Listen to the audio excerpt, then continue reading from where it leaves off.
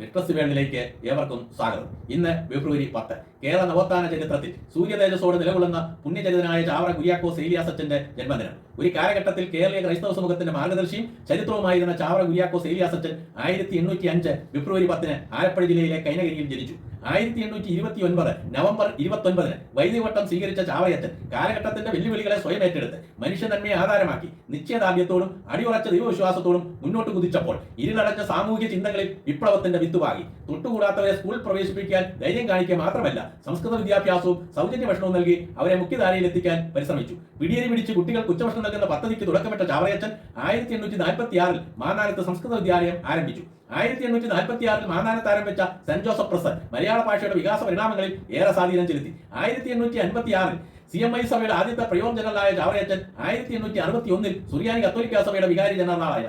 1864 പള്ളിയോടൊപ്പം പള്ളിക്കുളം തുറക്കണമെന്നും അല്ലാത്ത പള്ളികൾ അടച്ചുപൂട്ടുമെന്നും കൽപ്പന പുറപ്പെടുവിച്ചു. ജ്ഞാനപുസ്തകങ്ങളും തത്വശാസ്ത്ര പുസ്തകങ്ങളും മക്കൾക്ക് സമ്പാദിച്ചു വയ്ക്കേണ്ട നിക്ഷേപങ്ങളാണെന്ന് നമ്മോട് പറഞ്ഞ ചാവറയച്ചൻ പാവപ്പെട്ടവരെ നിന്ദിക്കുകയോ ബുദ്ധിമുട്ടിക്കുകയോ ചെയ്യരുതെന്ന് കർശനമായി നിർദ്ദേശിച്ചു. മലയാള ഗദ്യത്തിന്റെ തനിമയിലേക്ക് വെളിച്ചം വീശുന്ന രചനകൾ മാത്രമല്ല, പദ്യത്തിലും ധാരാളം രചനകൾ ചാവറയച്ചൻ നടത്തി. കേരളത്തിന്റെ സാമൂഹ്യ, സാംസ്കാരിക, സാഹിത്യ, വിദ്യാഭ്യാസ, അനൗപചാരിക വിദ്യാഭ്യാസ, സാക്ഷരത, ആധ്യാത്മിക മണ്ഡലങ്ങളിൽ പ്രകാശഗോപുരമായി നിലകൊള്ളുന്ന ചാവറയച്ചൻ 1871 ജനുവരി 3 ഭൗതിക ലോകത്തോട് വിടവാങ്ങി.